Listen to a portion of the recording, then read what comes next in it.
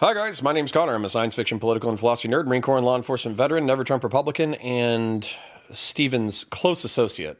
We might even call us friends sometimes. I don't know. I'll let him decide what our relationship is. Anyways, we're here, not doing anything else, but doing something else. So, how are you, Stevie? I'm chilling. All right, well, the past 2 weeks have been a little crazy, wouldn't you say? They sure have been, Connor. Excellent. So, one of the things that was brought to my attention recently by some drama folks was that I think around 2 years ago, I took issue with the streamer Chud Logic. And the reason why I took issue with him was because Queeman and he were watching and speaking with, and in my opinion, normalizing another streamer named Food Shops, who is an unrepentant lollycon. It's been brought to my attention that you have been raiding Food Shops recently. And by lollycon, we mean lollycon enjoyer. Yes, they enjoy that content. Okay. It's kind of weird. It is super weird. So I guess my question is, why? I don't know, probably because it reminds them of little anime children or something. My question is, why are you raiding them? Because they're my strongest soldier. Okay, And to an what imperfect end? ally. In what war? In the war against evil. And AKA what is this definitional evil? the leftists and the tankies. She's fighting the leftists and the tankies right now. By fighting Queeman and Dristicle, yes. I thought Queeman and Justical were like drama, frog, A-log commentary people, not necessarily like super politically minded. Yeah, but they're hanging on my nuts until my court case is done. Okay. But so by what, dragging down the world's #1 liberal streamer, they're actually serving the interests of leftists? I guess they kind of are, but that's like a byproduct. They just don't like me. Okay, so Food Shops is the #1 liberal warrior right now?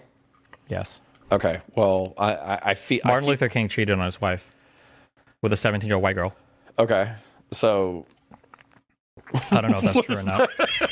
I don't know if that's true or not. I'm sorry. Okay, Don't sue so besides maligning the memory of the dead Martin Luther King, which is fine, so my beef is that this was my beef with Queeman, effectively A-logging her, watching her content all the time, her getting normalized in the space, and then it seemed like Chud Logic didn't have an instantaneous revulsion to the lack of apology, or excuse me, the apologia for Lollycon. My beef with Lollycon is that, as far as I know, it's drawn pornographic images of underage people. Yeah. And We usually call those children, yeah. children. And so, yeah, I find that repulsive, and I don't think that should be normalized. And I think the reason why it shouldn't be normalized is because you're reinforcing a connection within your own brain that is effectively like, some people use this defense of like, oh, it's just a drawing, it's just a drawing. But for me, it's like, it's not about the drawing, it's about what it's doing to you, the consumer. Okay. Okay. There's two conversations. Okay. One is a debate about Lollycon, and two is a debate about whether or not I should raid into Food Shops. Which one do you want to start with? Can we start with Lollycon, please? What's your favorite? I'm just kidding. I'm kind of indifferent towards it. Basically, I think that for most things, you have to start kind of neutral, and then you figure out if something is good or bad from there. Like if somebody says like drinking soda, like I don't have an opinion, or consuming, Marvel movies, and then you go from there. When it comes to Lollycon stuff, I guess the biggest concern is, are you normalizing like underage attraction such that people are going to start acting on it or performing it more in the world or something like that? My understanding is that doesn't happen. Like if it did, if that was like ever demonstrated, I'd probably feel significantly different about it. I don't even know how you would demonstrate that. But that would be my thing. I would just put it in the kink area, like all the other kind of bad things that people role play, like consent, non-consent. What about on the individual level, though? And so I understand, like, okay, so you've already kind of said, if we could demonstrate this statistically, then you would be against it for the harm that it's causing within the world. However, maybe, yeah. I think that a lot of people use the lack of evidence or statistics around this thing because I think it would probably be difficult to study or difficult to prove as an excuse to engage in it. But for me, the way that I understand the human brain, which is a lay understanding of the human brain, effectively, like, what you think is kind of like what you become. Well, I think you have to be careful of that, remember, because when we were growing up, our good friend Jack Thompson and other people used that argument to try to go after like video games and shit, right? Like if you play too many Sure. violent video games, you become a violent person and all that. Well, which isn't true, but that's because video games become, in my opinion, part of the reason why video games haven't correlated with an increase in violence is because they've been an outlet for violence. Yeah, but you see how a lolly lover would say the same thing, right? Yeah, but wouldn't we also say that that was potentially something super fucked up, like a fucked up? Because there is righteous violence. I don't think there's video game righteous violence is probably not righteous violence, right? What's that? Video game violence is probably not righteous violence. Not all the time, but I think that's the why people discuss perversion. So, for instance, like if you're playing a video game where you're serving in the military and you go overseas and you kill people or whatever, some people might view that as perverse violence, but other people would perceive that as righteous violence. Whereas with like Grand Theft Auto, where you're just like beating up a hooker in order to steal her cash and then running her over with a car repeatedly or whatever, they would view that as perverse violence. Okay. And so, since there's no such thing as like righteous lollycon, wouldn't it just all be perverse by I definition? guess that's like a fundamentally different question. By those questions, so people say like all pornography is perverse or something, right? I mean, it can be, yeah, absolutely. Yeah, but that's obviously I'm not going to agree with that. Okay, but what would be the And perversity or perversion isn't enough for me to take a strong moral stance against something. Although pervert is kind of like morally loaded. But I'm looking more probably at harm, especially from a secular viewpoint, rather than any kind of like morally perverted thing, you know? Okay, so we're not going to agree on like maybe the you would be looking for more consequential harm in order to like Or just harm, yeah. Like if people were jerking into lollycon and they started jerking into child porn and then they started doing other, well, even just from lolly to child porn, that'd probably be enough to be like, it's probably not good, yeah. Well, and then I guess that's my question, because obviously with like underage stuff or whatever, there's like categories, and so for instance, like Jesus. no, I'm serious, because this Like is recess, lunch break. no, dickhead. No, I'm saying like, for instance, what kind of skeeved me out is Food Shops like posted a joke, and I hope it's a joke, effectively where she was saying like, oh, well, we're gonna, now that I'm getting raided into and I have DGG's attention, I'm actually gonna unveil my master plan, which is to normalize lollycon, which unironically is why I argued against her being normalized in the space 2 years ago. So for me, it's like the category that I'm talking about is like somebody posted pictures of effectively like a dozen kids who had no secondary sex characteristics. They weren't post-pubescent. They weren't pubescent. They were prepubescent, and they were like, "We are Legion," and like 9 people liked that comment. If I could find those 9 people and put them into effectively like gay conversion therapy against lollycon, I would. Or would converting them to gays help? No, I would put them what you into mean. to got it. get them to, yeah. Okay. Okay. So how do you feel about people consuming drawings of prepubescent kids in a pornographic way? Morally, I just don't. I don't have a stance on it. Okay, so this is something that we just fundamentally disagree upon, because like for me, it should be like almost like immediately like fuck that. Okay. Like why would you even play with fire in that regards? Sure. Or But I would say at that point, even you morally don't necessarily care about it that much if it's connecting it to other stuff. If the other stuff connection was real, then I probably have a much bigger problem with it, yeah. Okay. But in terms of like drawings, like if I were to lock myself in a room and draw like a stick figure and then label it as 12 years old and then come on it, like, I don't think this is... What about what it does to you? So, okay. So you're saying that I can't prove the category, or I can't prove the category of like the harm it does or whatever. However, what do you think that does to your brain? The fact, like, let's say that you did that not once, but you did it like 1,000 times or 10,000 times. I have no idea. Or you argued that it was socially normal. Like, I've murdered so many people in so many clever and creative ways in video games, or watched videos of it, and I've like barely murdered 2 or 3 people in real life. So, Hey, so it seems like it's not carrying over as much. right. But maybe there might be some stuff that carries over in surprising ways. I just don't know. I've never seen that like link shown before. But if the link was demonstrated, then I would probably be a lot less okay with it. But not necessarily because of the thing itself, but more because it would be connected to things that would actually, I think, cause material harms. Okay, then I'm going to express a frustration, and then Good. I think we can move to the her being your strongest soldier part. So my frustration is, and maybe this is my conservative instincts, is just that there are things that we shouldn't entertain.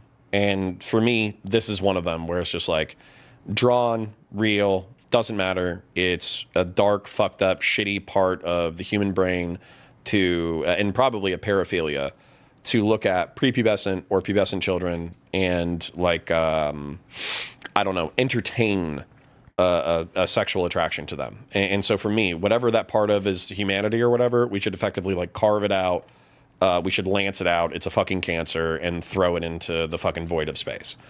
Now, that being said, the second part, or the part that we were going to transition to, is can you use a bad person for I don't know, like a gamified purpose? Sure. Wait, am I allowed to give my final thoughts on the thing? Please. I think that people explore a lot of weird, perverted kinks sexually. Should they be encouraged to? No, but I'm not trying to talk about encouraging anything. We're talking about subsidized lollycon or some shit. Jesus, I'm not making a fucking studio drawing it or anything. Damn. Okay, so I'm just saying that there are perversions that people explore sexually through pornography or roleplay or whatever else. Whether it's like race play, age play, consent, non-consent, fucking whatever other crazy shit people do, way crazier shit. If people want to do that sexually, I don't know if I'm convinced that there's like a reason to make a law against it. If there was some kind of perversion that it was like people could demonstrate like this is actually leading to like people doing fucked up shit in the real world, then I'd be like, oh, that's probably not okay. But I don't know how I would draw the line, especially just between like lollycon versus say like furry con or furry porn or whatever, right? Okay. Because bestiality is not good, right? You're right, and that's actually where I was going to go. Is like this is like the quintessential difference in my opinion versus like liberal, where you want maximum human liberty as long as you can't articulate a consequence between people. Where I feel like we can make instinctive judgments about like what's good or bad based off of probably some level of moral intuition that isn't articulable, sure, but also off of like repulsion, disgust, or whatever. Yeah, but I mean, like I feel like that same argument is used to like go after gay people and shit. Okay, well, this is something that Max Carson pointed out to me. My homophobia, he was like, oh, you're homophobic. Are you homophobic? A little bit, but Fuck. you know, okay. I'm just only like a little bit homo, so we're good. Right. So just the normal amount of homophobia. Okay. But what he pointed out to me is like, well, it wasn't necessarily the homophobia that I was criticizing. It was promiscuity. And so there's people who are promiscuous, who are straight, who are engaged in the same, thing that I'm criticizing. So if I'm criticizing it for homosexual men, then shouldn't I be criticizing it for straight people? And the truth is, yeah. So that inkling or that judgment, it was regarded to promiscuity, not specifically homosexuality. Okay. Right. So the point is that like you can still have judgments like, and by the way, like I don't want the state. I think that you've been known as a promiscuous person in the past. I don't want the state to come in and like arrest you for being promiscuous. Like we live in a free society. Mm-hmm. However, I do think that I thought we did. I'm just kidding. I'm sorry. Keep going. As your friend, yeah. I would say, hey man, like number one, that's not how I'm going to live my life. But number two, like you're probably going to reap social consequences for promiscuity, and I think to some degree you have. Wait, are we off the lollycon topic now? No, we should keep going with the lollycon because the same thing with the lollycon. Well, how do you feel about like furry porn? Should that be banned? I think that like explicit bestiality porn should probably be banned. I don't know about anthropomorphic creatures having sex with each other. If they're drawn as adults, I guess. I don't know. I don't fucking know, bro. Okay, so no lollycon furry porn. No lollycon furry porn. As a matter of fact, hold on. This is actually where this was a question I was going to ask. If there was, let's say that we could just understand that there was like age categories 0 to 10, 10 to 15, 15 plus or something like that. And there was like pedophile, pubescent pedophile, and ephebophilic. Okay, listen, bro. You're the one who's fucking rating a lollycon. We got to fucking go into the details. So 0 to 10, lollycon. Felony. Then 10 to 15 that's what I was going to ask. I was going to ask, would you ban 0 to 10 if you could know? For drawing stuff? I don't think I would ban any drawings. No. You wouldn't ban drawings? I don't think I would ban drawings. Would you, if you had a friend who was routinely consuming that content, would you culturally pressure them to stop? Would you say, hey, bro? Would you say, hey, bro? I think that's weird, bro. Right, that's what I'm saying. Weird, bro. Would you say, hey, bro, that's pretty fucked up? I wouldn't be doing that if I were you. Probably. I don't know like how that would come up, but if it did, I would be like, yeah, that's kind of weird, bro. So if you had a lollycon friend, you would encourage them to stop, especially if it was that age bracket. Yeah, I guess that'd be a weird conversation, though. Well, listen, we're in weird times right now. So okay. I mean, I don't know what you jerk off to. You might jerk off to. I don't know. Okay. So I would be able to encourage you to stop.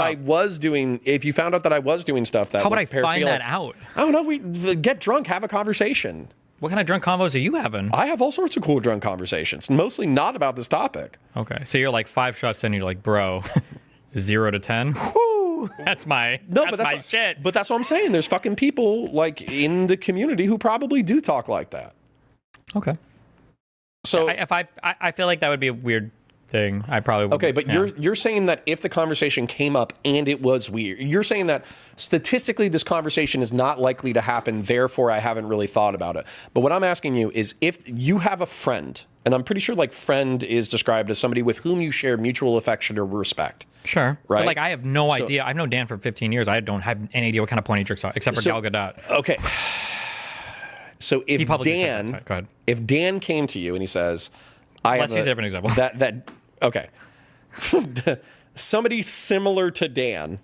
Another Jew. Yeah, BB. Another Jewish guy. Okay, BB Netanyahu DMs me again. Ethan Klein and you are best friends. Not. And Ethan Klein says... Can we not do the edgiest examples? Okay. There's somebody in your life who you care about. Okay. Who expresses that you guys get drunk, you're talking shit, whatever, and he expresses like a paraphilic thing, and it doesn't have to specifically be lollycon. Are you going to encourage that person out of that like paraphilic desire? Probably. I'd probably just say, oh, that's kind of weird. I don't think I'm not about to like 12-step this guy off of his lollycon. Like, okay, that's a fundamental difference between you and me. Tell me what that would look like. Talk me through that. Yeah, what would that look like? So a friend is drinking with you, and he's like, I got to tell you, man. Let's say it was Food Chops. Let's say Food Chops was right here. Food Chops is drinking with you, and they're like, I got to tell you, man, I found this fucking 9-year-old shit, and it's fucking wild, okay? Yeah, and I'd be like, you're a fucking freak. You need to stop doing that shit. It's bad for your brain. It's bad for your soul. Please, for the love of God, fucking stop. Okay, I'll think about it. And then I'm probably never going to bring that up to you again. Okay, you'll think about bringing up that cultural pressure with another person? No, I'm saying, what if they would just say that? They'd be like, okay, I'll keep that in mind, but then they just wouldn't tell you again. Are you going to like follow up? That'd be fucking great. Keep that shit to yourself. Take that to the fucking grave, you fucking freak. Oh, okay. Well, yeah, it'd probably be the same, I imagine. Yeah. Okay. All right. Well, then I assume that can we just go ahead and drop... Wait, so how do we feel about the furry porn? I think didn't we say that if it's adult anthropomorphic furries, then we don't really care as much? Okay, what if you have sex with adult animals? Is that okay? No, it's not. And I would say if it's specifically bestiality porn, I would have the same reaction. I would be like, gross. What the fuck? Okay, so pretend that this is a dog, front legs, back legs. Now I want you to tell me. I don't want to picture this. So this is furry porn. Tell me how close we have to be until it's not okay, until it's bestiality. What, between, wait. Now it's a dog. Look, dog. Standing, anthropomorphized, furry. Okay, yeah. I got you. Let me tell you, keep going slower. Stop! No. It was like there.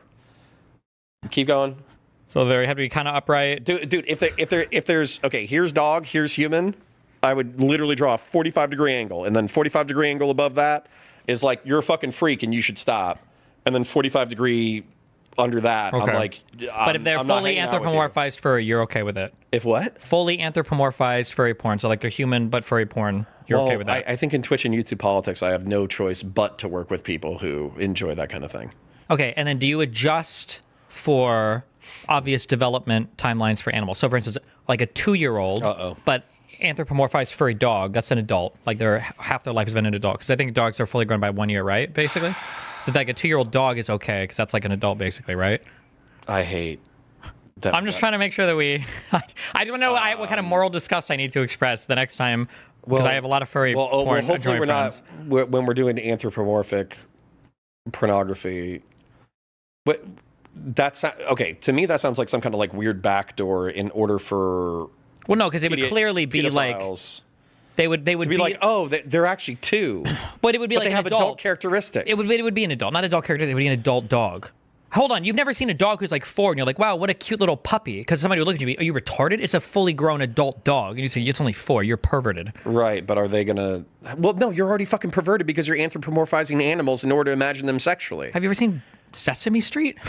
Yeah. Is Oscar the Grouch and the bird, is that perverted because they're anthropomorphized? No, but they're not sexualized. Okay, fine, but like, would you say Big Bird was an adult? Yeah. Okay, but the bird is not 40 years old. It would be dead. Okay, I understand that, but except for freaks in Twitch and YouTube politics, nobody is, well, I guess I'm just trying to understand. Baby Bop, you see Barney, BJ, and Baby Bop? Yes. BJ and Baby Bop, I think we're supposed to be, like, Baby Bop, I think was like... I don't know the question that you're asking, though. I doubt that Baby Bop, she was probably like a adolescent dinosaur, but that could be like 6 to 12 months. And by the time, and like Barney could be like a 4-year-old dinosaur. But he's like an adult, obviously. He's Barney. Okay, now I think that you've just confused me to the point that I don't know what you're arguing. What are you arguing? Is a 2-year-old anthropomorphized furry porn dog okay to jerk off to because it's technically an adult? No, just don't do that shit. At minimum, cultural pressure. Okay. At minimum, be like, hey, you're a fucking freak. Don't do that shit. How do you feel about people who watch like gore videos and stuff? Should I that think be that like, they're probably indulging a fucked up part of their brain. so would you discourage that at the same level you discourage lollycon, or? I think it like actually depends. Yeah, it depends on context, 100%. If there's like Wait, you wouldn't say that for lolicon. Depends on context. well, actually, weirdly enough, I would, because if there was a law enforcement officer who was investigating said oh my issue- god. No, I'm trying to be dead serious, because you basically said if anybody was watching gore So porn, do you would support encourage sex them with to- minors? No. What if there was a law enforcement officer that had to fuck a 5-year-old to save the world? Okay, I hate this. No, that's not what I'm doing. You would let the whole world die. That's not what I'm doing. So what I'm trying to say though is, yeah, all right, I'll try to turn down the autism, although I feel like I needed to turn it up real quick because you're already taking me down rabbit holes. So hold on. When it comes to, okay, civilian, watching gore, okay, I think that there's a time where like teenagers are growing up or whatever, and they're learning about death and they're learning about like violence and all that kind of stuff. And there's like a researching part where you're like understanding like physiology, psychology, all that kind of stuff. But I also think that parallel to that morbid curiosity that comes along with like teenagehood evolving into adulthood, there's also people who fall into the rabbit hole where they get like weirdly excited by it, and then as a result they just like watch it all the time. And so what I would Watch say what? is gore. Oh, okay. And so what I would say is that if you go from like a academic existential interest in gore into like an utter morbid fascination to the point that you're watching that for hours on end, then yeah, of course I would counsel against that, because I wouldn't view that as like a healthy development to constantly stare into the abyss of violence. Okay. I think I feel similarly about that as like lolly stuff, I guess, yeah. What, you can look at into the abyss every now and then, but as long as you don't get consumed by it, you're okay. I would say that like people that probably mass consume it or whatever, it's probably not good for you. Okay. Yeah. So, okay, so for me, I'm saying that within this category, I think that this should never be accepted, and you're saying that you would view it to parallel. I just don't care that much because I the actual harm, and the thing itself is not a thing that I care that. Wait, who was audio cut out? What did I do?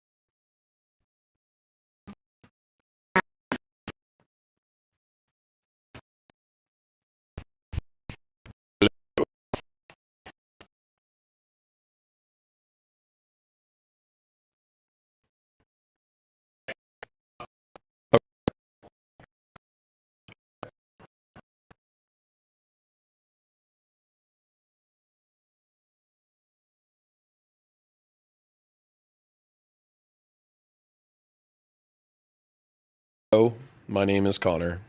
Yeah. Happy to be here. Is it working now? Oh my god. Oh no. What?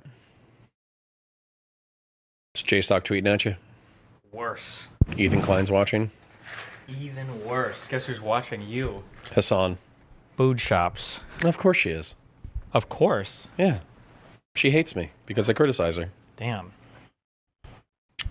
Okay, where were we? Oh, so yeah, I were mean, like I think there are probably parallel certain interest to types Gore. of kinks and fetishes that I think are a little bit extreme or red flaggy to me because I feel like it's probably not good. Personally, despite what some people say, I don't enjoy pedophilia that much or lollycon, so I don't understand Good save. I don't understand the attraction. Okay. This content would be way too edgy, but I would be curious for a purely educational perspective to know if somebody enjoys lollycon, do they also enjoy pedophilia? That sounds really gross. I don't know how similar or different. I've never seen. I don't watch lollycon, so No idea, and I'm sure it's now too to be taboo clear, for anybody to do research. I haven't. Never mind. You don't know? I don't know 100% the age of any anime character I've watched porn of because I didn't idea any of them. But I'm just saying, my knowledge, I don't think anything I've seen is lollycon. But okay. So where we kind of landed though, as far as like at least a stated point, I think, is that I think you stated that you viewed it similar to Gore, where if somebody dabbled and then got out of it, you wouldn't view that as like red flaggy or horrible, as if somebody's like staring into the abyss and allowing. Maybe, but I think I was reaching. I don't think. I don't know if I would. I think it's different. Well, okay. Would you culturally pressure somebody out of that, or legalistic prohibitions, or what? I don't know. I should have to think a lot more about it. I don't know actually now. Well, Sorry, and then with Gore, sexual stuff is different or weird because sexual stuff is stuff that you both fantasize about and enjoy simultaneously for the thing that it is, which actually makes it a lot more unique than other forms of enjoyment. So for instance, if I and another guy was playing D&D with like two women and we had a scene and we were like, we're going to kill your characters, and we killed them. It's like, even if we like enjoy killing their characters, there's some kind of separation there. We're not actually enacting violence against them, even if they're upset about it. No, but if I say we're going to roleplay a scene where we're going to rape both of your characters, it's going to get real graphic. It's weird because not only is the sexual thing happening there, it's also kind of happening outside of like it. a magic. So it's like so I don't know. So actually comparing gore consumption with like porn consumption, I think is a bit different because when you.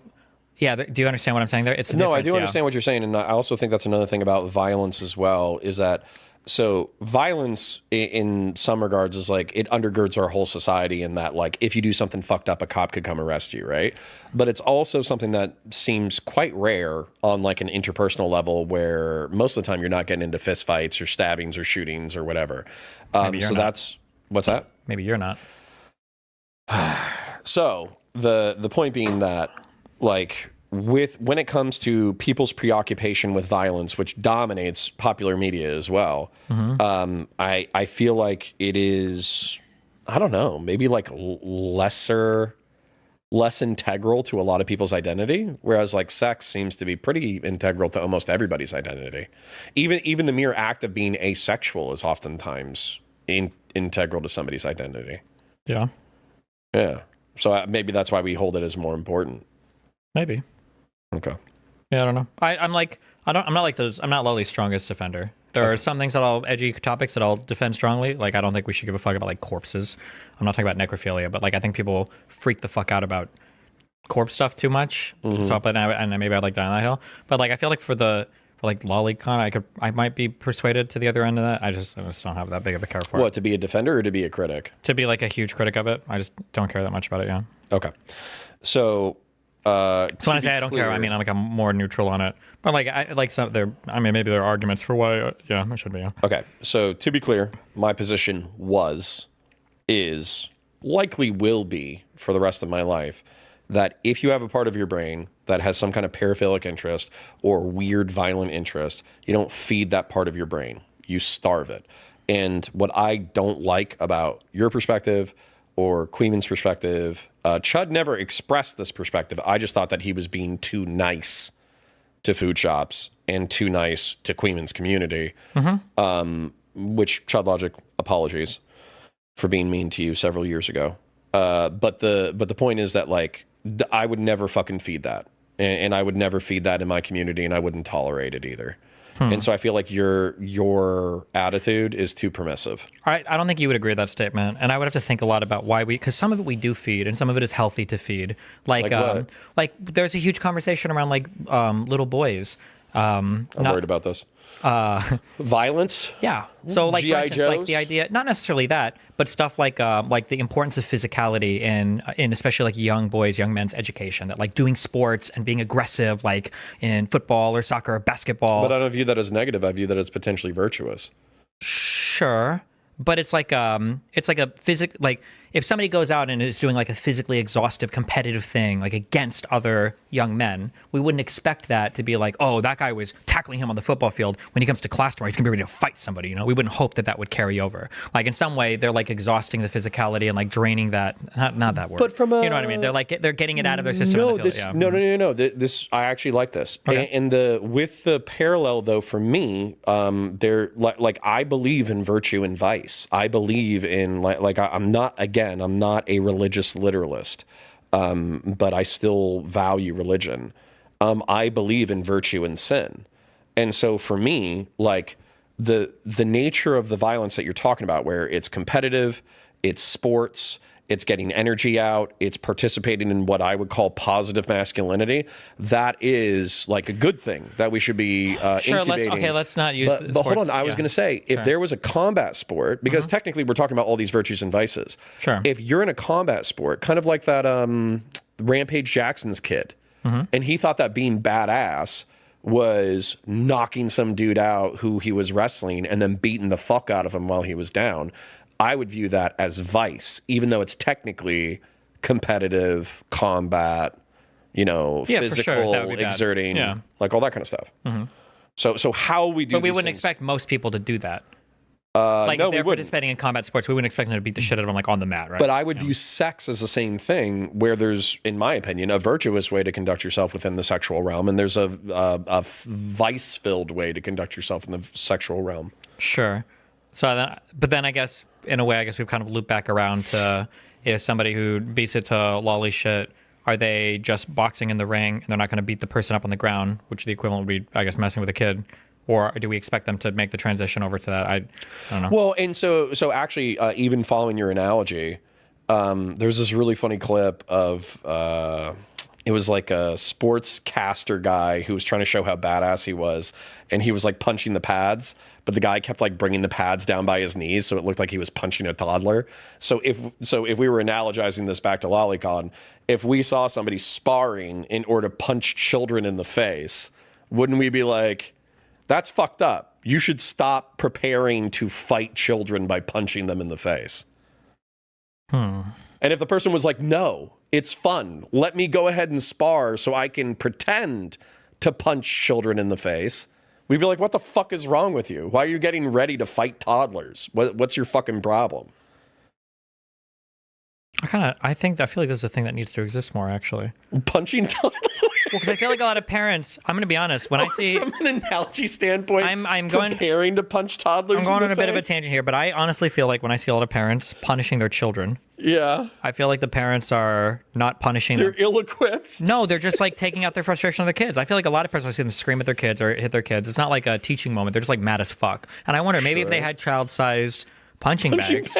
Before you discipline your kid, go to the other room and just beat the shit out of your child's punching bag. But now this is no longer an analogy. This is like the literal side of violence. Yeah, no, I think that actually no longer an analogy talking about the violence thing. Yes, I think that parents and adults in general need violent outlets so they can get their violence out in a healthy way. But if they were like, oh yeah, the way that I'm going to get my violent outlet out is I'm going to play like a mass shooting simulator, then I'd be like, oh, you're a fucking freak.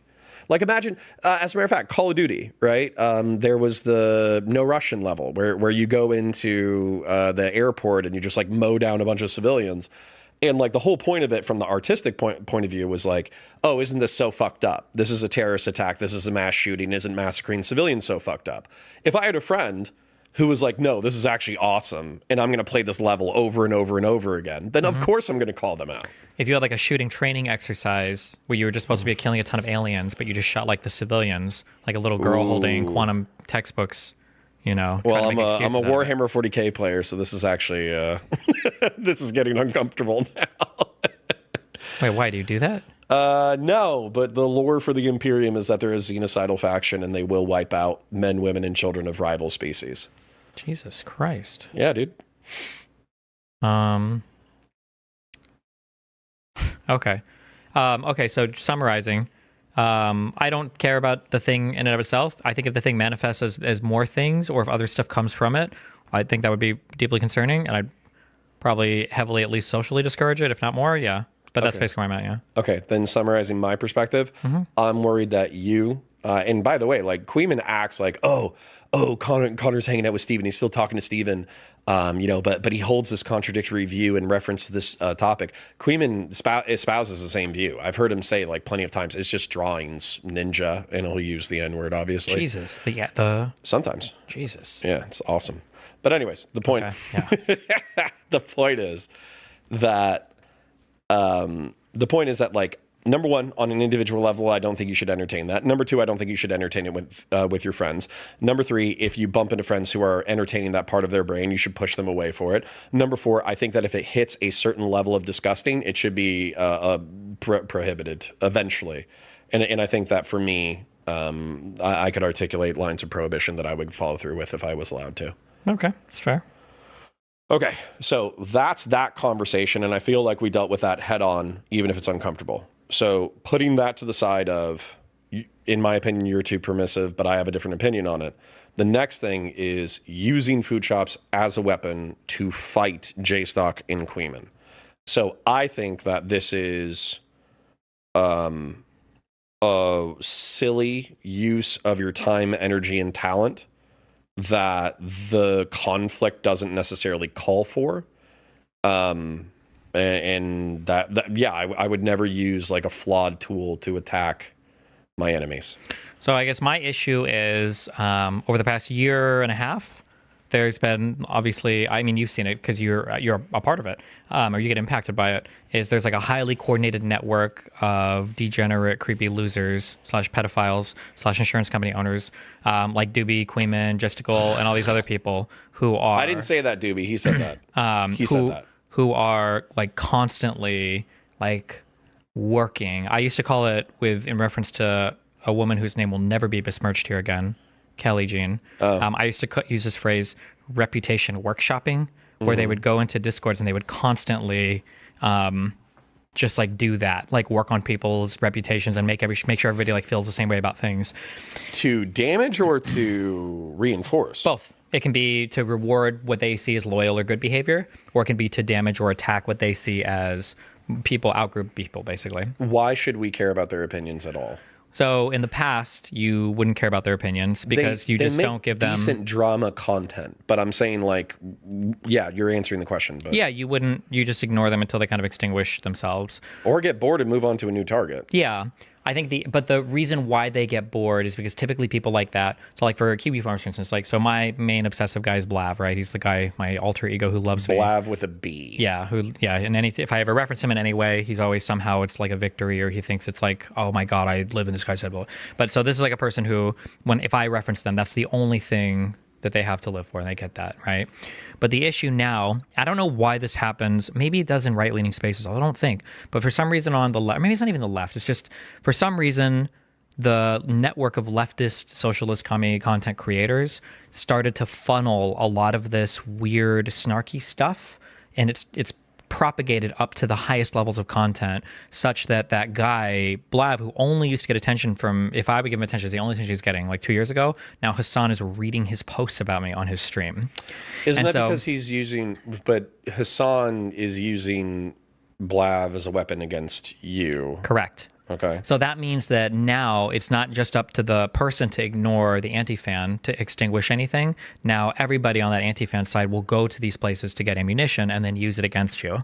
Now, even at that level, I don't give a fuck because it is what it is. But the thing that August tuned me into this a while ago, the thing that I have to consider is that my fans, they see those attacks everywhere. And if I don't respond or say anything or give any kind of like messaging or anything, then it's basically just like, oh, well, is that true? Is like, because Jesse hasn't addressed this or what's going on here. So, but I don't want to address it head on because I don't want my stream, like I said, I haven't had an interest in this content for years. I don't want my whole stream to be like, well, here's what Jessica and all these people said about me today. So we're going to talk about blah, blah, blah, blah, blah, right? So then if I like talk to somebody like food shops, or if I pop in every now and then, or if I just like chat with this person, then this is a person who can like talk, and then other people like kind of orbit them and like chat. And at least like in the discords and everything, when you've got the fucking weirdo creep fucks like Doobie and all these other guys running around and trying to like talk shit and say weird shit, now there are at least people who understand, oh, well, this is what's true, this is what we can argue about or fight with. Yeah. The right wing, I just want to clarify something that I think that I've observed though, is with the right wing, there are their version of snarkers in my opinion. Yeah, but everybody hates like Milo. Everybody hates Milo. Or Kino Casino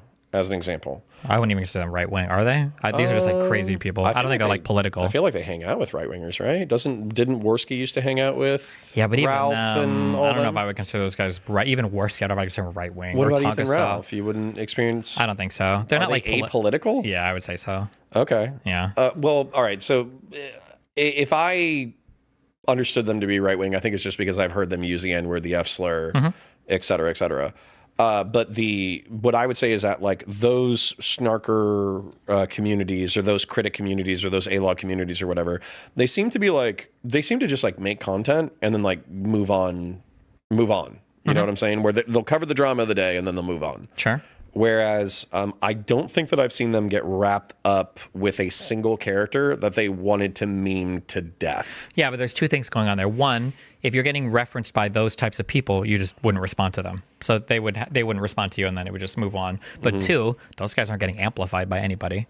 Like imagine if the Kino Casino did a show, and then Charlie Kirk was like quote tweeting it. Yes, those guys would hit that topic way more because now they know that they're getting a huge stream of rewards for it. So now like, I don't think there's an amplification on the right now. No, I don't think they're. Well, they just don't do that kind of content for whatever reason. I don't know why. Yeah.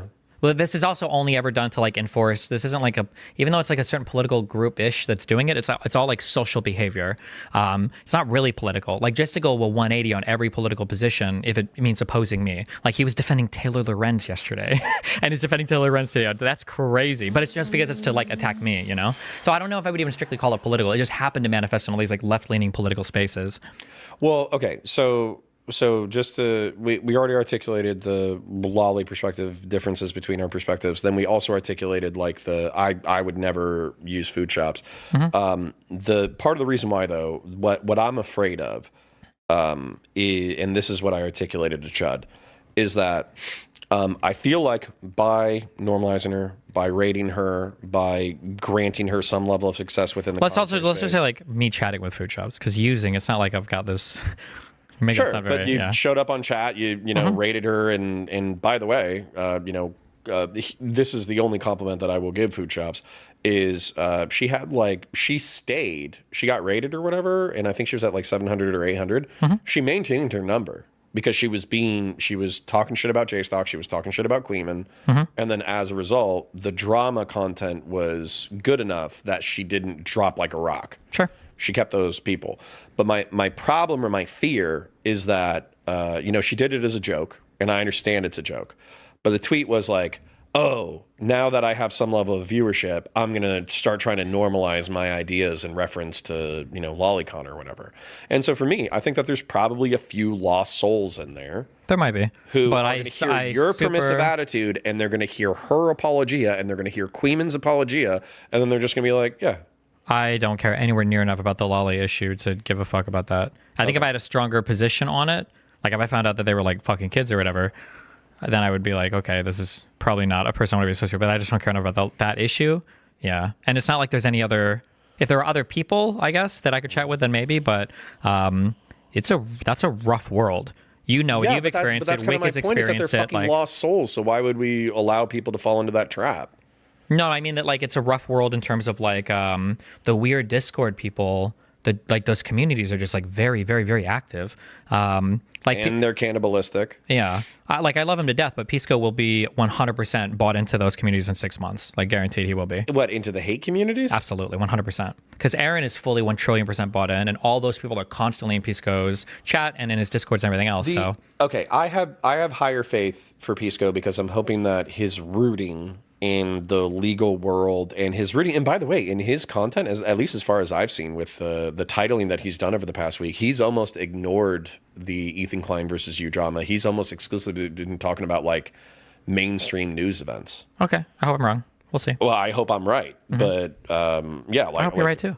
Well, but then It's a lot of pressure. There's a lot. Well, it is a lot of stuff. pressure. It's when you have half a dozen to a dozen people coming in and being like, disavow, you're a fucking piece of shit. He's fucking hanging out with this person. He's hanging out with that person. Yeah, it's a fucking lot of pressure.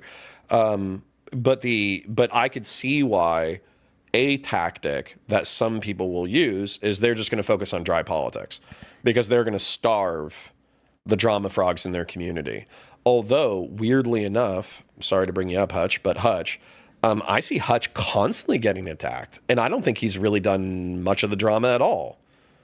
I mean, correct me if I'm wrong, but Hutch, I don't feel like... As somebody who follows a lot of the screenshots in the communities, and I think even Justical talked about it on a stream, Hutch made some comment, it was when I was in DC, I listened, where he said something like, oh, like, Destiny can be rehabilitated in 5 years or something. I heard, I got really annoyed when I heard it. I was like, 5, what the, do you even know? Like, it's just, that felt so dumb. And then I think I said something on stream, maybe I said it to you down here, but I think I said something on stream where I was like, that was just a fucking retarded comment. I don't know, whatever. But then afterwards, I think Hutch on his stream said something like, oh, like, I wasn't thinking too much when I said that or whatever. When he made that comment, Justical Queeman and then, I don't think Spicy Chat did, but Kiwi Farms tuned into Hutch, and then a lot of them shifted on that because they like, we need a full disavowal from Hutch. Although that's receded a bit because now they're focused on you and lately Wick in order to try to like tell you guys you're never allowed to talk to me. And now Hutch is just fighting like the kind of mainstream lefty political. I was about to say we that's actually probably a fairly easy transition is the Taylor Lawrence story, but I don't think we're there yet. Sure. I hear what you're saying. Mm-hmm. Hutch gets a lot of like not mainstream, but he gets a lot of actual political fighting. It's not just the like this weird alt community that's like kind of hanging off me. Yeah.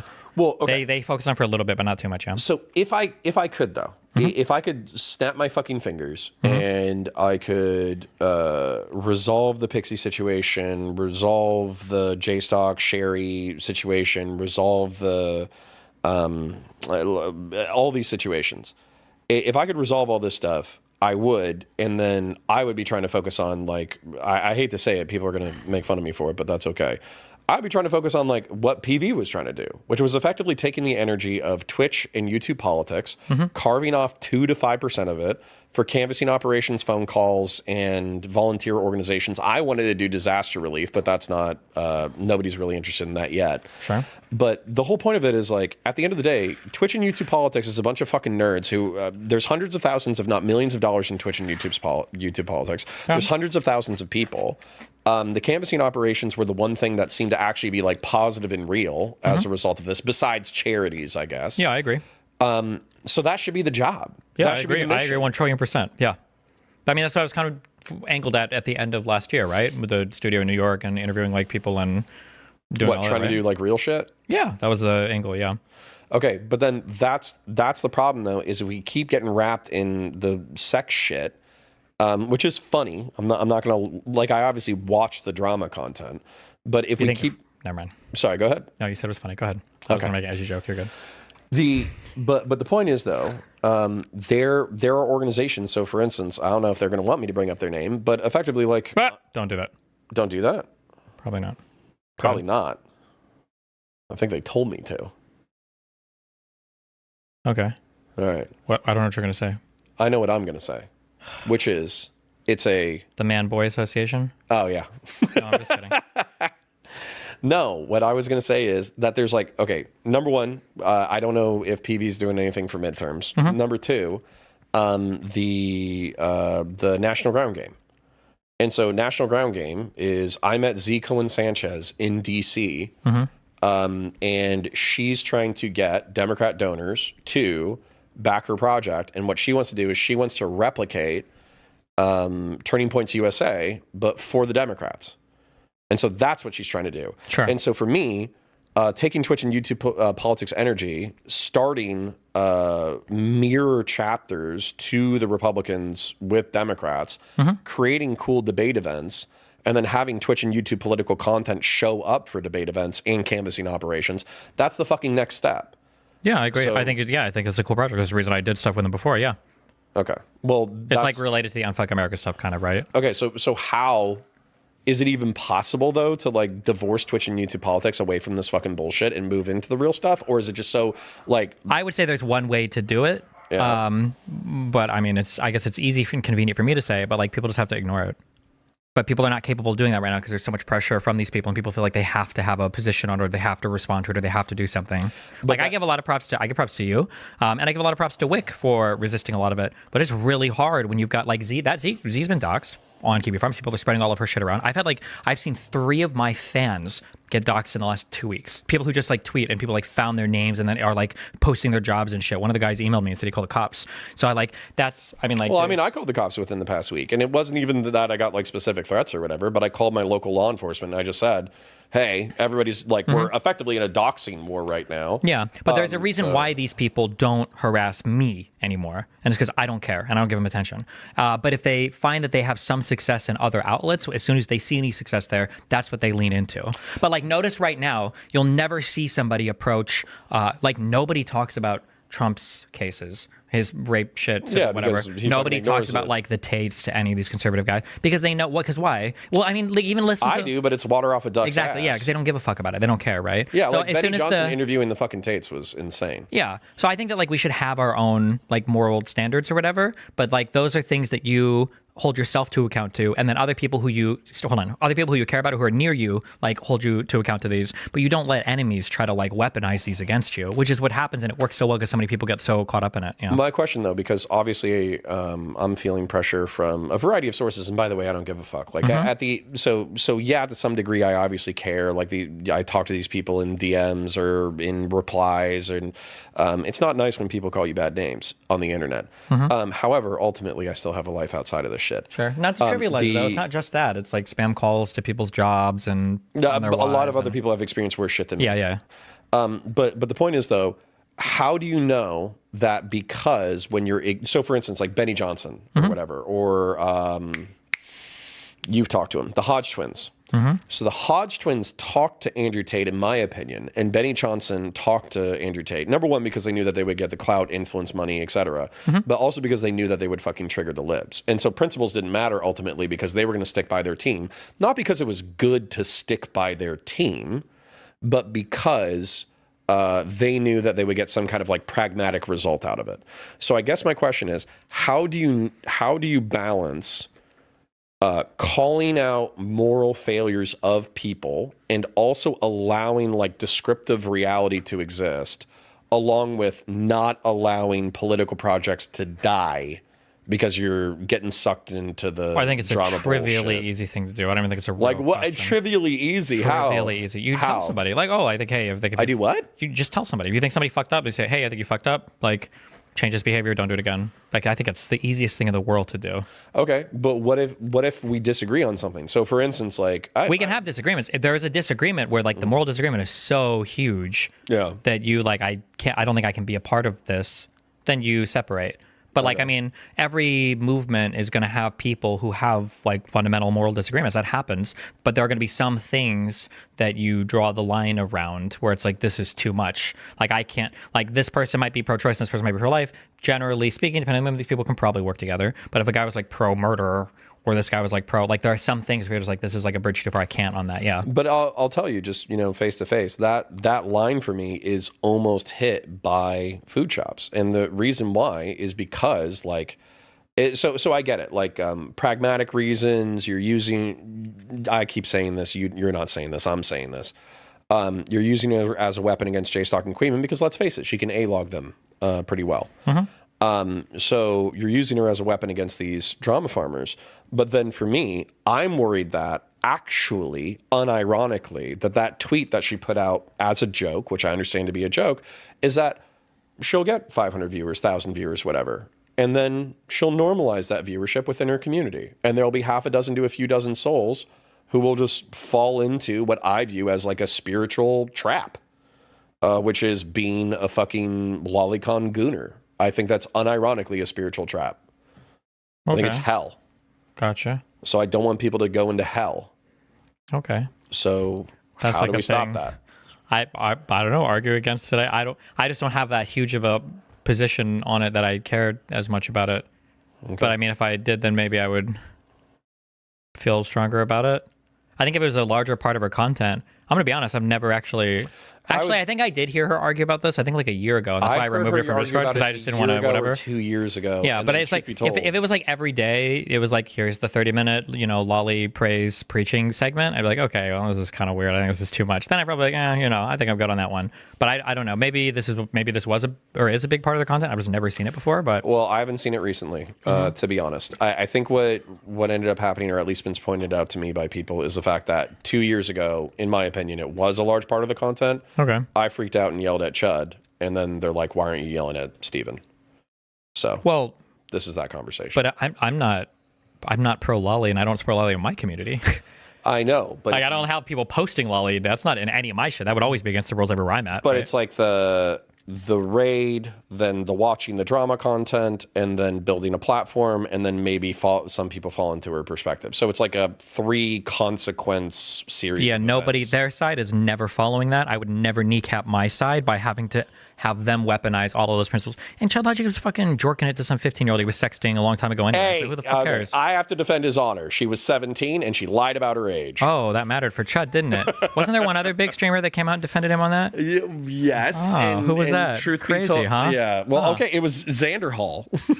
What? No, it was me. I know. Oh, fuck you. Also Xander Hall was our base meth defender, our meth king. I know, but Xander Hall unironically defended Chud during that drama as well. Sure. So, no. To be clear, I didn't defend Chud because I thought he was innocent. I just hate 17-year-olds. Right. Okay. Anyways. So, okay. So the point is, you're saying that you can call out the bad behavior on your side. When it crosses a moral perspective that you can't deal with anymore, that's when you can separate. Then you said that the real point of Twitch, or what should be the real point of Twitch and YouTube politics, should be carving off 2 to 5% of the energy, money, time, and attention and putting it into canvassing events, volunteering, electoral. Well, you can do more than that. Ideally, I would have liked to funnel all of my online stuff into kind of like political power-oriented stuff. But obviously that got the brakes pumped on it when Little Miss Retard and her friend decided to go ape shit in federal court. So, well, okay, but let's say it's a year from now or 2 years from now, and the distance between you and these issues has expanded. Are you going to revive that dream? Yeah, I mean, like I said, I'm in the tendril planting phase where I'm reaching out more and building connections again. I just have to see where the vibes are in a couple months or whatever and keep pushing forward, yeah. Do you think that most people, like, let's say that Jay Stalker Queeman are like, hey, Steven is doxing me, and they're using a lollycon in order to do it. Self-defense doxing, to be fair, but go ahead. Defensive doxing. Defensive doxing, yeah. Okay, so actually, Counter-doxing. that's actually probably the next topic we should talk about, because I feel like we've already summarized it, and so at this point I'm kind of moral frogging. Okay. So let's move on from the moral frogging. Defensive doxing. The other thing that I'm getting called out for is the fact that I said 2 or 3 years ago, it was in reference to Kevin Castley, who's actually disappeared. As far as I know. Damn, he get doxxed? No, but he was like a neoliberal guy. I think he was neoliberal. I think he turned into a Trump sycophant. I forget. But effectively, Kevin Castley, somebody brought it to my attention that Kevin Castley was going out of his way to dox some of his critics. He was like looking up their personal information and sending it to them in DMs. And I was like, okay, this is super fucked up. You're basically threatening harassment / swatting over internet beef. This is very dumb. And basically, this should be the line where nobody crosses it. However, the accusations from Jay Stock and Queeman is that you're not engaged in defensive doxing. You're throwing shit at the wall and seeing what sticks. Me? Yeah. Oh, I've only doxed people that are unhinged and obsessed about me. Okay. I'm pretty sure every person I've done has been one of those people. Have you done it, or have you gotten gay ops people in DGG or gay ops people in different Discords to do it? A combination of both. But if somebody passes out to me, I'll post it. I don't give a fuck. Jesticle, Queeman. I'm looking for Doobie. Careful. Doobie, who else? Disavow. What did fucking Doobie do to you? The unhinged, obsessive, weird fucking workshopping with all these disgusting fucking losers in the background. I think it's gross and weird. I've seen him type unhinged, disgusing, weird shit about me on like all these fucking servers. Fuck, I just had more logs to me sent today about it. What if he thinks you're genuinely evil, though? What if Jay Stock, Queeman, and because this is an argument that I've heard them bring up or whatever, they're like, oh, Steven thinks that there's this conspiracy to take him out, but the conspiracy is the fact that we don't like him and we think he's a bad guy and he sucks and he should go down. That's the if you want to have that, like opinion of me, I think that's fine. But when it gets to the point where you're obsessively facilitating conversations about like my dating partners or whatever, everybody associated with that, like fuck all those people. Or when you start like obsessively talking about like my kid, or when you start obsessively like when you're like reading out like my fucking revenge porn or making fun of like stuff related like leaked on that, then nah, fuck all these people. I don't give a fuck. There's two things that Steven actually did show me that I actually found kind of disturbing today. Number one, somebody who used to be an orbiter reading out Steven's specific address. Wait, I showed you this today, or? I think you did. Lauren De Laguna. Yeah, was Jesus saying Christ, yeah. specifically On a show, just says it, yeah. on a show, saying the exact address, which like for me, it's like, okay, you want him to get harassed, stabbed, shot, murdered, whatever. So that's bananas. And then number two was the spreadsheet, which is basically Oh Jesus, yeah, don't even, yeah. But yeah, it's just creepy and weird. It's trying to stalkery. document all of your friends, all of your Like the age of every girl I've ever known. And yeah, it's fucking weird and creepy. And so for me, And these guys, like, on all these other people, like, play into it. Like, I don't do the, I joked about, like, the being Dexter or whatever earlier, like, murdering people. Bay Harbor but I would never Butcher. do that, yeah. Never murder people. Not yet. But there's, like, a game that works when you're being, you ever watch Men in Black 3?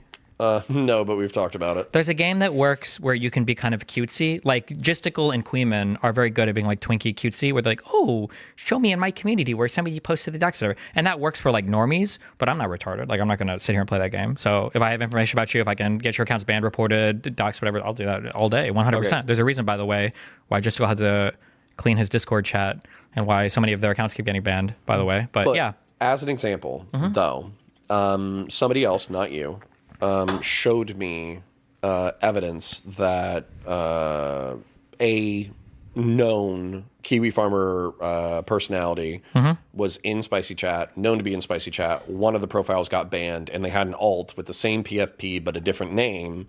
And there were like DMs or logs or whatever, where basically they were like, "Oh yeah, that's me, lol," and then they kept operating within Spicy Chat under the same name. Wait, have you told me this?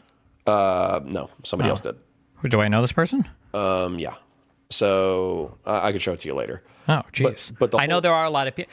I know that there's at least two people who have a heavy presence on Kiwi Farms and in Justicle's community, and I know they know. They'll deny it if I say it, but yeah. But so yeah, they absolutely, and everybody knows. Like this is like a thing again where like Well, and to be clear, my evidence is 2 years old. sure, but I'm saying like this is a thing where like you can kind of like be cutesy if you're talking to other people, but like everybody knows. It's like open secrets, yeah. Well, and then so here's the line, because I'm trying to put this together, and bear in mind, like what is it, like don't touch the poo is the that used to be old the thing for rule. Kiwi Farms. My thread is very special. They take an active part in trying to be involved in my life. Yeah. Yeah, so the old rule is, don't touch the poo, don't harass people, don't dox them, don't swat them, et cetera, et cetera. That was the old rule.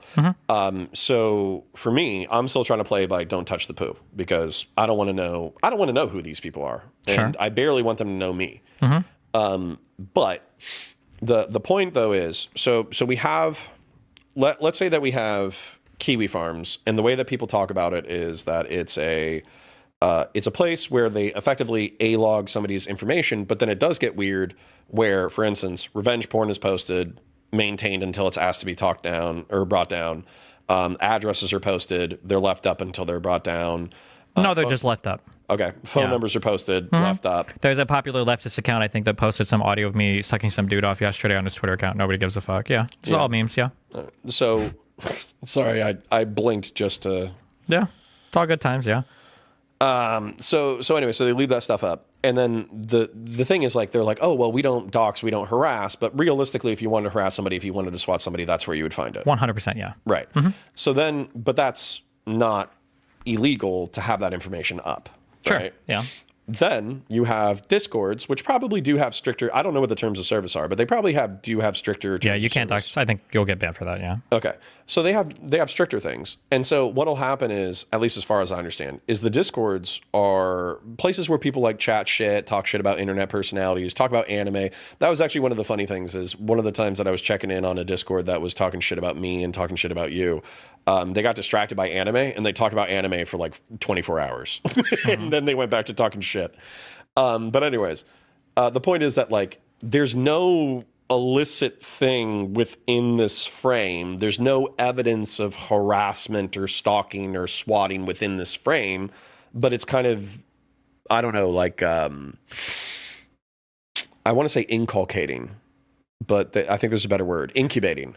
Kind of, yeah. It'll be a thing where, like, if you were to post something on KF, they'll talk about it almost immediately in the Discord. Yes, correct. Yes, and so they all know where they're going, and then they're talking inside Discords and like group chats about it. Yeah, 100%. So for you, there's like the whatever thin wall between these communities might as well not exist. Yeah, it's not there. Yeah, Okay. It's actually funny because people accuse me of doing it, but for me it was the exact opposite. And I would be happy people did what I did. People say, some people try to run with this cute thing. I only know about Kiwi Farms because Destiny told us to go there to harass Anna. Have you ever heard this claim before? Of course. Yeah, Justigal and the other cockmonglers all bring this up, where they're saying that like I drove people to Kiwi Farms. My announcement, and you can go find the clip, or you should ask them for it. They never play it. But like what I told people, because there was a lot of stuff that was being posted in Kiwi Farms, and then my chat was viewing it a lot, and then they would start talking about it in my chat. And what I said in my chat was, hey, if you want to talk about like weird shit related to fucking Anna, go to KF and talk about it. Don't do it in my community. I don't want to see that here ever, period.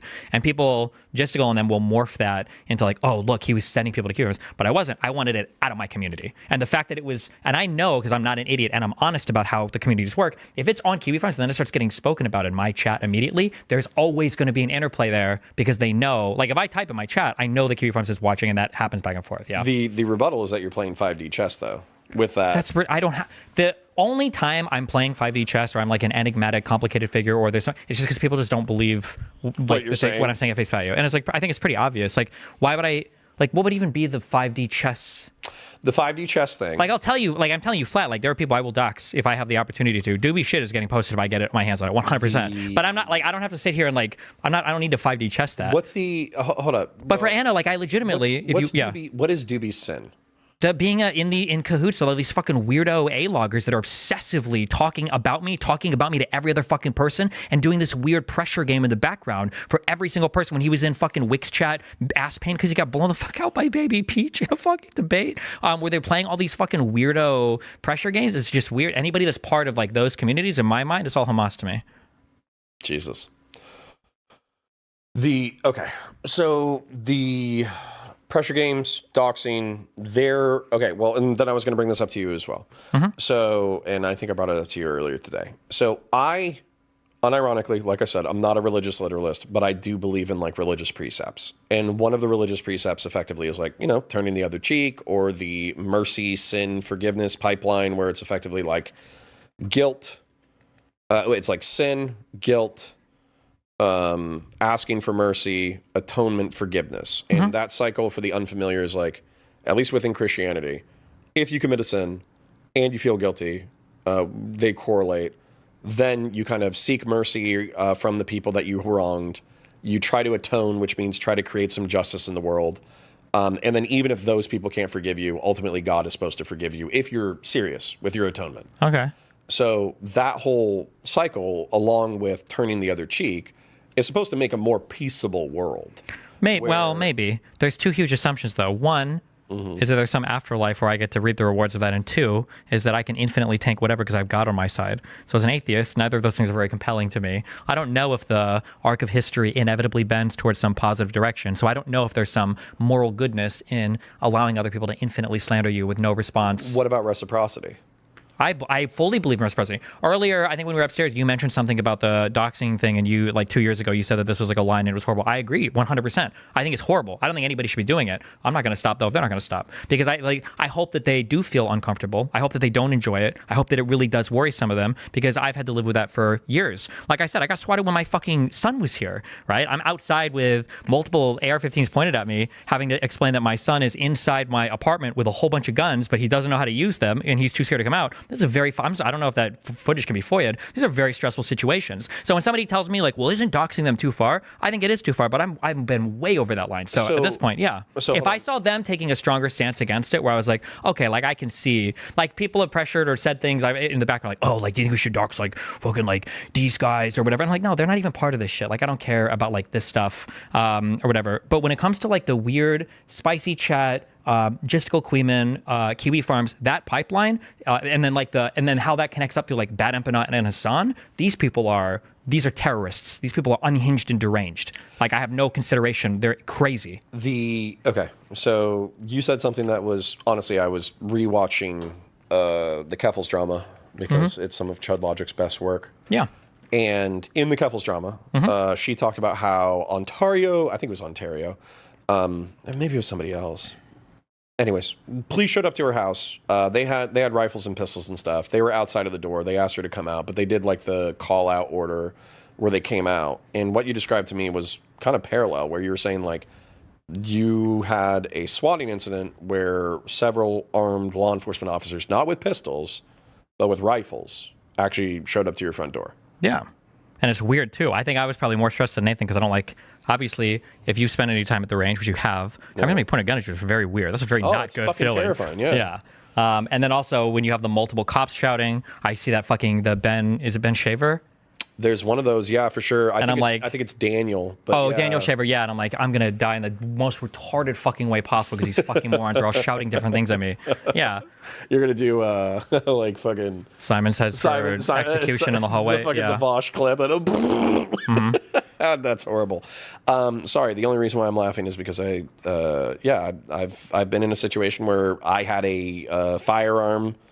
There's a firearm in an irresponsible party's hand, and they were not friendly to me. And so, yeah, that's fucking terrifying because you basically know within a second or two, you're going to get your life snatched out of your body. So it's mad uncomfortable. On camera, too. Yeah. The worst part isn't, like, the dying sucks. The worst part is knowing that these fucking losers are going to be, like, celebrating and clapping about it on their streams afterwards. They would have. Yeah. If I get killed by the cops before Jessica gets killed by Cherry, that would just be an epic fucking fail on my part. So. All right. We used to all be friends. Okay. So their contention is that this is a one-way street. They're not participating in these behaviors. You're saying bullshit. Of course. Do you think that's bullshit, or do you think I'm crazy? I have no fucking idea. Okay. And I'm not saying that because I'm not saying that to be cute or play both sides or whatever. The reason why I'm saying that is because I am very stupid in one regard. When people say things to me, I believe that what they're saying is what they're thinking, and it correlates with their perception of reality. Gotcha. And I've had that problem the entire time. And so when people lie to me, oftentimes the only way that I find out that somebody is lying is if like it's 100% proven the opposite of true. And I would say that I have talked to Queeman or whatever. I sent him some information that I felt was relevant to the situation, and he seemed to be like, I don't know, entertaining the ideas, I suppose. But Queeman? Yeah. What do you mean by entertaining the ideas? He's part of it. He's actively part of it. What do you mean by entertaining ideas? Well, right. But that's the effectively entertaining the ideas that there might be evidence between the correlates between Kiwi Farms harassers and the Discords. Okay. So he was saying like, okay, yeah, this is a possibility. However, I need to do research for X, Y, Z, ABC. Okay, so he's just lying. He's just saying shit to placate you. You're saying he's fucking lying. Yeah, he knows 100% what's going on. Yeah, he's a huge part of it, but that's okay. All right. Well, I'm sure I'll get another DM where he's like, no, I'm not fucking lying. Destiny's the one that's lying. He's a fucking piece of shit. He should kill himself. Based. Right. All right. So here's like this is like an example. If you really want later, I could find. I don't really like to show it on stream. So this was said, I think about a day after, like a third fan of mine had been, they're just doxing random fans of mine on Kiwi Farms. Didn't they get, I'm not saying it's related, but Tectone got doxed like 2 weeks after. Oh, that's not related. I don't know about that. Don't care about that. Okay. But actually, maybe, but I didn't see it on Kiwi. Okay, if it was. Chronologically, I found it sure. So they're literally doxing like random fucking people on Kiwi Farms who are my fans, right? Mm-hmm. This is, I don't know if this is Queeman or Diorio. I'm mixing these guys up a lot now. But this is, no, wait. Just stay over there. You just listen, okay? Okay. This is just watching one of these fat guys watch my stream. And then I think he sees somebody on Twitter. Just listen to the, hold on. Oh, they put it all in the thing. It's like, the guy's a rage cow. He's lashing out. He's doing any damage he possibly can. Oh, this guy's talking to me. Incorrect. That's Diorio. If you want to go down with that ship, be my guest, all right? Because if you guys, oh, Nick, I used to respect. Notice how he said that? If you want to go down with that ship, be my guest. That's not true, though. You don't have the ability to go down with that ship because they will hunt you and chase you and try to divide you and whatever, right? They don't give you the opportunity to do that. But yeah, go ahead. It's like, bro, I don't give a fuck who respects me on this at all whatsoever. To me, you're just another name in the chat and you'll be replaced. He says he doesn't give a fuck. The only reason, by the way, why Willie Mack made that phone call and recorded it and then published a video about it, giving me time to... Just kidding. But the only reason he did that, by the way, was because Diorio... I'm just saying, it's a really stupid concept to publish a video like that. If you really do believe this, it's really fucking retarded. Yeah. But the only reason Willie Mack published it is because Diorio pressured him to do that, just, you know. And there's... Diorio's on stream saying that he's the one who, like, pushed him really hard to do that. But, okay, hold on. Listen to the... How is anybody saying, I don't respect you? He's just being like, Destiny's a liar. I don't want to defend this guy at all. This guy fucking sucks. And somebody apparently is saying, Nick, I don't respect you to that. So he's talking about somebody in chat. It's just a chatter that said this. And then this was just go saying, Find that person. Find that person. That person is not safe to be around children or women, okay? Find that person, mark them for the good of society, okay? They need to be tracked. Right then, at the beginning of that. So he's saying this, that's a meme, and if you were to push him, he'd go like, oh, doesn't he just crazy?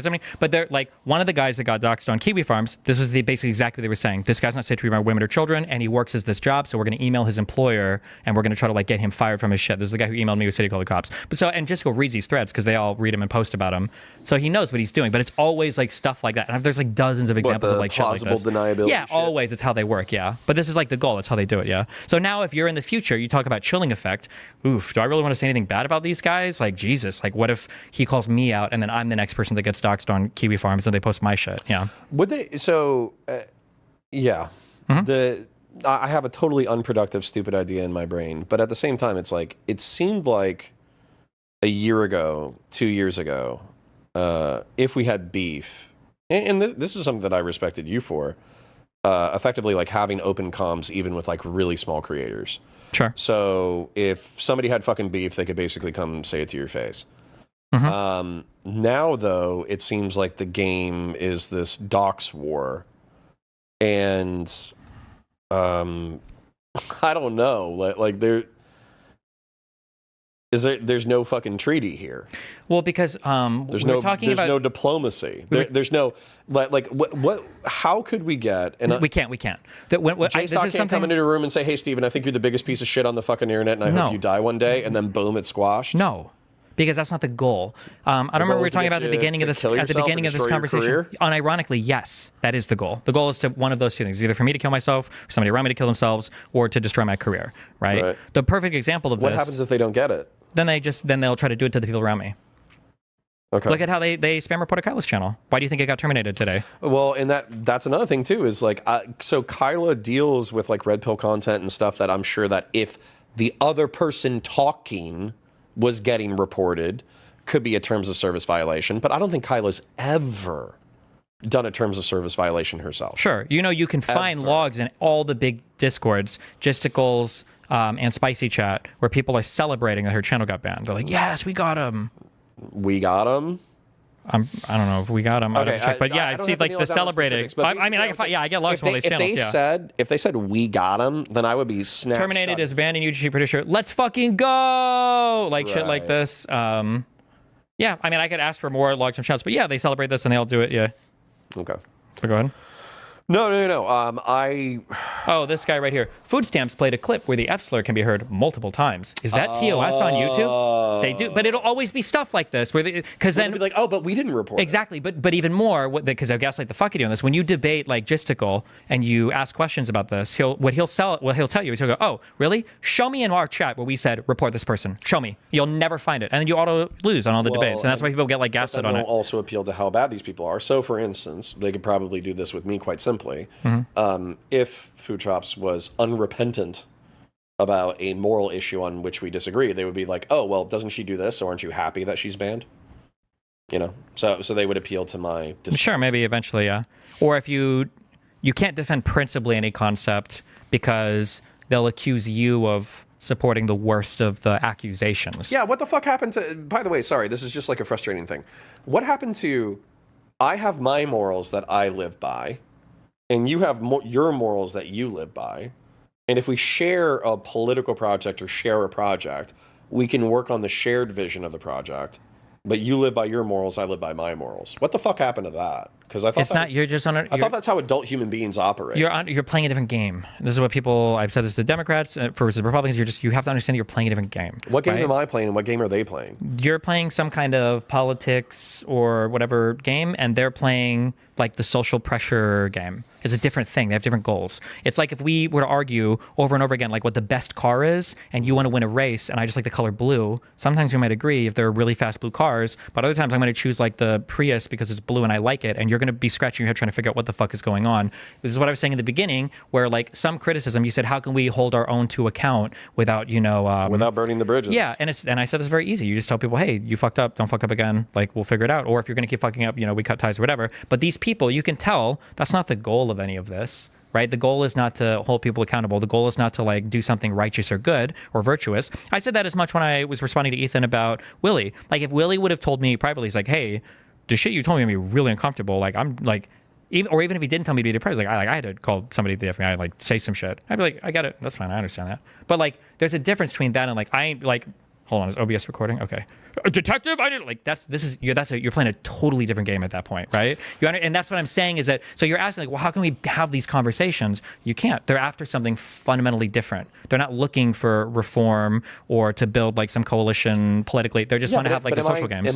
Well, I think the answer, I think I have to go down with my own ship though. I think I'm, Queeman was kind of laughing about this. He's like, and I'll use a direct quote. He was like, oh, Connor was our inside guy with the PV drama. He kept telling us things that we shouldn't know. And I was thinking to myself, like, during that, it's like, no, I was telling you the truth. Like, I wasn't, yeah, I have a side and I care about my side.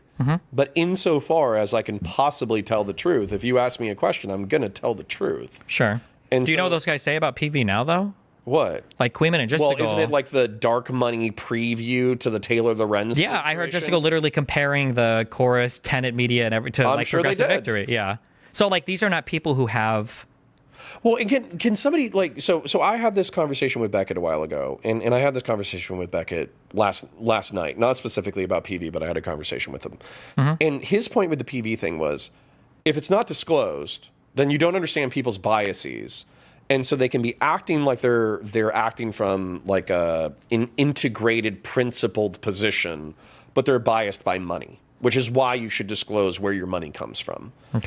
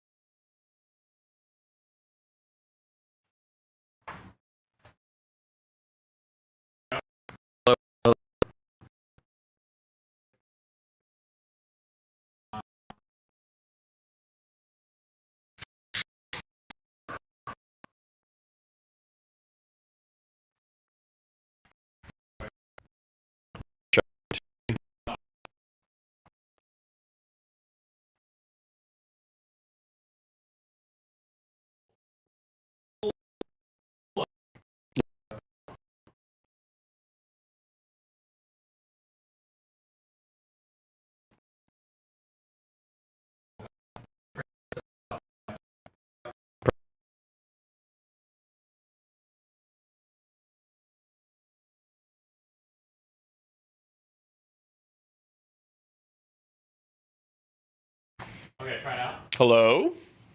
How are you now? Can DGG hear me? Yes or no? I see some angels.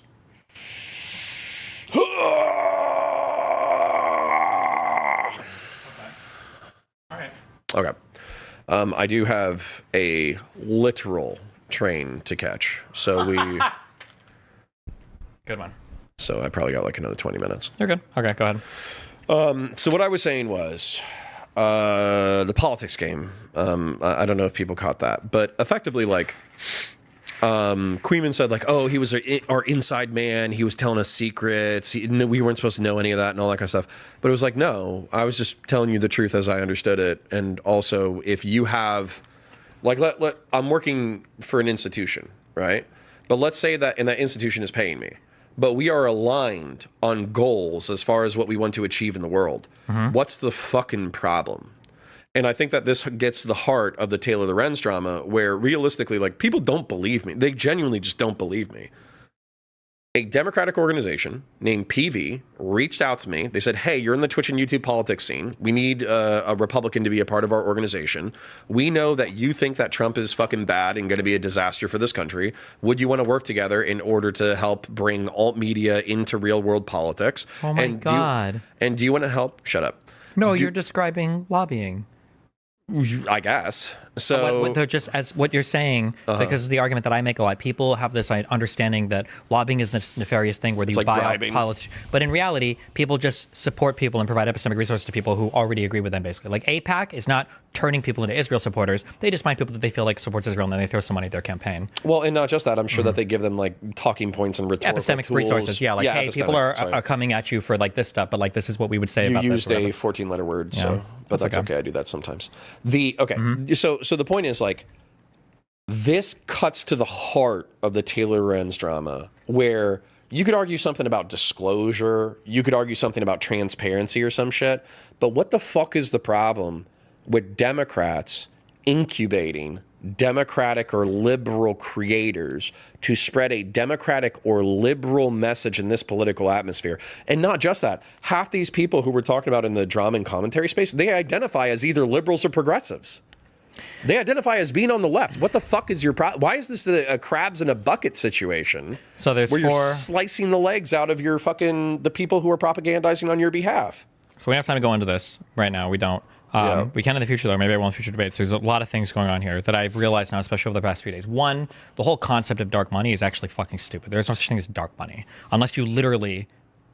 No, actually, there's no such thing as dark money. I mean, Raytheon sending me money in an offshore bank account, I think that's dark money.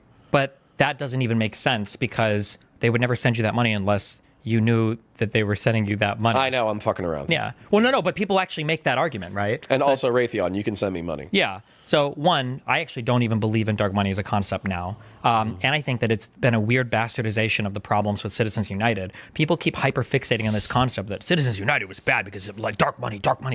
Fuck dark money. Who cares about dark money? The problem is because of the way the 501c4s work and these 527s work. I think 527, 530. The problem is that you can put an unlimited amount of money towards certain issues.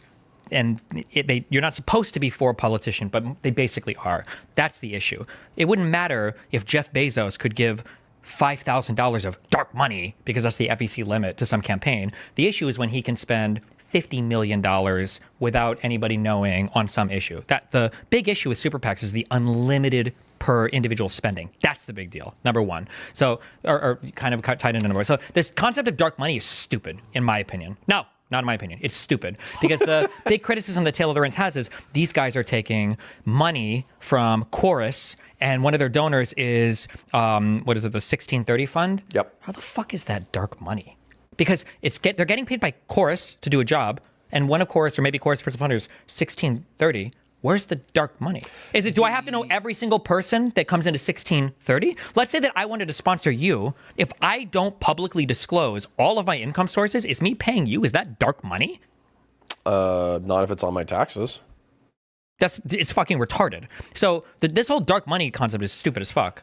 The impropriety or the opaque nature of the allegations is the fact that allegedly, which by the way, I haven't seen like within the contract where it says this, but they said allegedly that there's 4 funders who provided 70% of the funding of the 1630 whatever thing. Yeah. And they were saying that as Chorus creators, don't mention Chorus unless you mention us in this specific regard, and do not talk about our funders.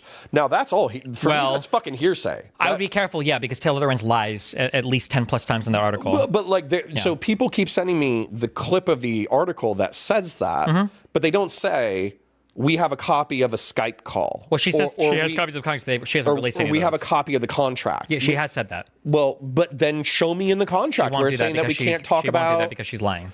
Well, then at that point, I would say, fuck her and fuck everybody who's fallen for it. I would agree. On top of that, like, dude, I'm sorry for getting fucking pissy about it, but like, we're projected to kill 14 million people over the next 5 years through incompetence by slashing PEPFAR and slashing USAID. And by the way, the projections could be off by 90%, and we would still kill 1.5 million people through incompetence through preventable disease. Yeah. That's fucked up by itself. I agree. Add another 20 fucking crimes of Trump. Why the fuck do we give a shit about Democrats working with Democrats in order to forward Democrat causes? Wait, why? Why? Why do people care? No. Why do people care? Okay, give me 5 seconds. I think the leftists and the progressives want to bully the liberals so they can take a larger market share of the Democratic Party. Yes. So then what you have to understand is none of this is about making Democrats stronger. None of this is about giving good or transparency. Because Taylor Lorenz and all these people accept dark money too. If that's how you define it, 100% she does. Okay, and then because she's accepted money from that Ahmed whatever fucking fund, which funds itself also with a hybrid structure and a 501c4, which is dark money. That's how she considers it dark money because the 1630 fund is the same thing, right? So it's not about any of that bullshit. It's just about destroying. It's just about destroying people who are part of the Democratic Party. It's just, when Gisticle criticizes me, Gisticle is not trying to like make me a better person or have me held accountable or whatever. He just wants to destroy me in my career, right? Oh, you're a better person? When better than him, yeah.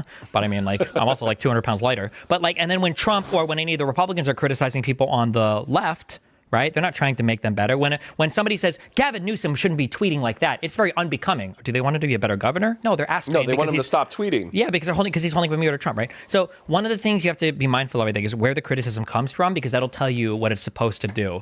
Taylor Lorenz in her article, I would argue that the way that she writes is a form of doxing, because when she does articles, and you should go back and reread it or read it if you haven't, she is very big on naming everybody that she can. Oh yeah, first name, last name, city. And well, not even maybe city, but she'll name the people and their socials so that you can punish them and hold them accountable for other things. So if you read her article, that chorus article, it was a hit piece, 100%. Every claim was negative. There was nothing positive about it. Basically, every major claim was either incorrect or was just inconsequential. It was just stupid, right? But and there were at least 5 huge contradictions in the article. I went there to run it down. But also, her prescription at the end wasn't, we just think it would be good if Core's published the contracts, or we think it would be good for more. They said that at the end, they quoted that V. Safara, whatever fucking retard, who said, I think that it would just be better to donate to creators directly. What a retardedly stupid fucking statement. What the fuck does that mean?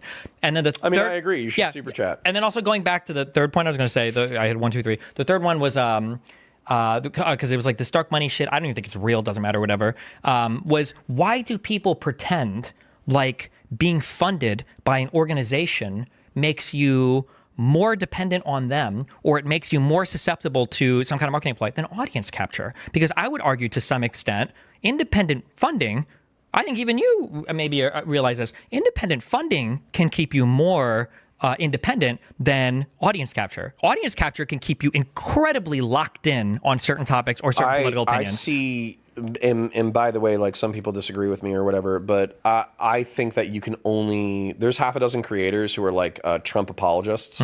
I think that if you look at their principles from 10 years ago, the only way that you can arrive at who they are now is through audience capture. 100%. You and I have one mutual friend. Which one? Who had that issue of locked in audience capture stuff. I don't think they do content anymore. I think they just released a book. Who the fuck are we talking about? Not De Laguna. Wait. Is it De Laguna? Who the fuck are you talking about? Oh! Jesus Christ. But yeah, like my good friend LS. Yeah, Last Shadow is what I think he used to go by in the StarCraft world. Yeah.